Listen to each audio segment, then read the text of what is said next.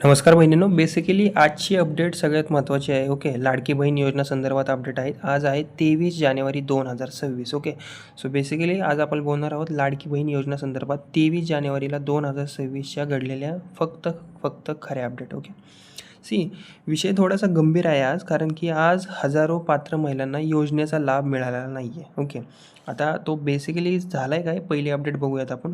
अकोल्यात 45,000 महिलांना प्लस 45,000 नाही 45,000 प्लस महिलांना लाभ मिळण्यापासून वंचित राहण्याची घटना आज अकोला जिल्ह्यात मुख्यमंत्री माझी लाडकी बहीण योजना अंतर्गत 45,000पेक्षा जास्त महिला लाभार्थी KYC त्रुटीमुळे लाभांश न मिळाल्याने नाराज आहेत. ओके, सो आणि हंगामाच्या स्थितीमध्ये आहेत बद्दल स्थानिक बातम्यांमध्ये आजही अजून ही माहिती समोर आलेली आहे. ओके, वेगवेगळ्या न्यूज चॅनलवर ही बातमी आली आहे. या महिलांचा परिवार सरकारी नोकरी करत नाहीत, म्हणजेच की आता कसं आहे, सरकारी जर कोणी कामगार असेल, ओके, तर त्यासाठी योजना नाही आहे. ओके, सरकारी कर्मचाऱ्यांसाठी.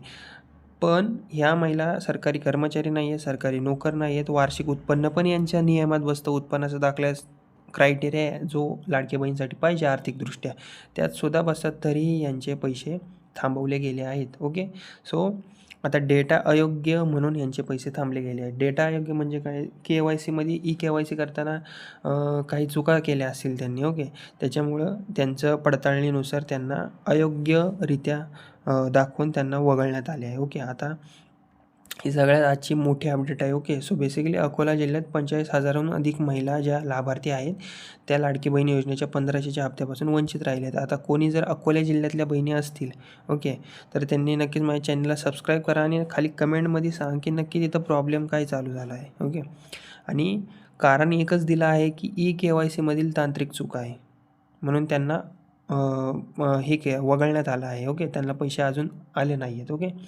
आता महत्त्वाचं यात काय आहे की या महिला सरकारी कर्मचारी पण नाही आहेत. ओके, सरकारी कर्मचारी असत्या तर भाग वेगळा असता, नॉर्मल आहेत.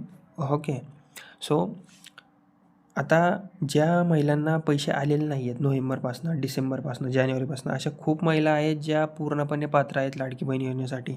आर्थिकदृष्ट्या उत्पन्न निकषात पण त्या बसतात, जेवढं सांगितलं गेलं आहे लाडकी बहीण योजनेसाठी उत्पन्न केवढं हवं आहे. ओके, तरीसुद्धा डेटामधील थोड्याशा चुकीमुळे अनेक महिलांना चुकीने अपात्र ठरवण्यात आले आहे. आता ज्या महिलांचे पैसे सगळं, ओके, ज्या महिला सरकारी कर्मचारी नाहीत आणि उत्पन्न पण त्यांचं उत्पन्नाचा दाखला उत्पन्न निकषात बसतात त्या आणि पूर्णपणे पात्र आहेत, अशा महिलांना जर पैसे मिळाले नसेल, त्यांनी माझ्या चॅनलला आधी सबस्क्राईब करा आणि कमेंट करा की तुमचे कोणत्या महिन्यापासून पैसे आलेले नाही आहेत. ओके, आणि प्रॉब्लेम काय झाला आहे नक्की, तुम्ही सगळं चेक करून तुम्हाला प्रॉब्लेम काय दाखवत आहे ते सुद्धा तुम्ही कमेंटमध्ये सांगा, मी नक्कीच तुम्हाला रिप्लाय देईन. ओके, आता चुकीने अपात्र यांना ठरवण्यात आले. ओके, आता दुसरं काय अपडेट आहे, नगर मध्यंतरी भागात KYC गडबडीमुळे महिलांची समस्या वाढली आहे. आज अहिल्यानगरमध्ये सुद्धा KYC प्रक्रियेतील चुकीची माहिती भरल्यामुळे अनेक पात्र महिलांना योजनेचा लाभ मिळालेला नाही आहे आणि या समस्येची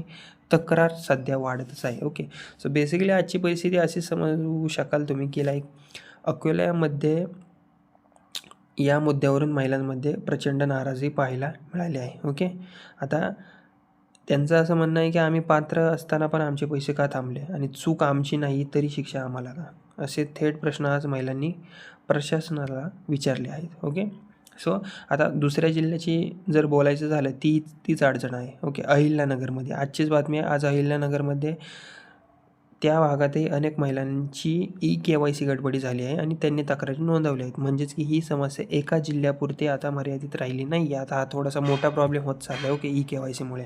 ओके, या 2च अपडेट होता. आता या वाढत जातील का सांगू का, कारण की KYC थोडीशी जरी ऑप्शन सिलेक्ट करताना चूक झाली ना तरी तुम्हाला वगळण्यात येत आहे. ओके, तुम्हाला इतके वर्ष, आता एक वर्ष झालं असतील, ओके, तुम्हाला लाडकी बहीणचे पैसे मिळतच आहेत. ओके, आता 2026मध्ये सुद्धा मिळायला हवेत, ज्या महिला पात्र आहेत त्यांना तर मिळायला हवेतच. ओके, पण थोड्याशा चुकीमुळे त्यांना आता वगळण्यात येत आहे. ओके, जर अशा काही महिला असतील, तुम्हाला वगळण्यात आला असेल, जर तुम्हाला वाटत असेल KYCमध्ये चूक झाली आहे दुसऱ्यांकडनं म्हणून आमचे पैसे थांबलेत, तर माझ्या चॅनलला आधी सबस्क्राईब करा आणि नक्की तुम्ही कमेंटमध्ये सांगा. ओके, कारण की ही संख्या आता वाढतच चालली. आता 45,000 महिला काही कमी नाही आहेत. ओके, KYCच्या चुकीमुळे यांना पैसे मिळणं थांबलं आहे.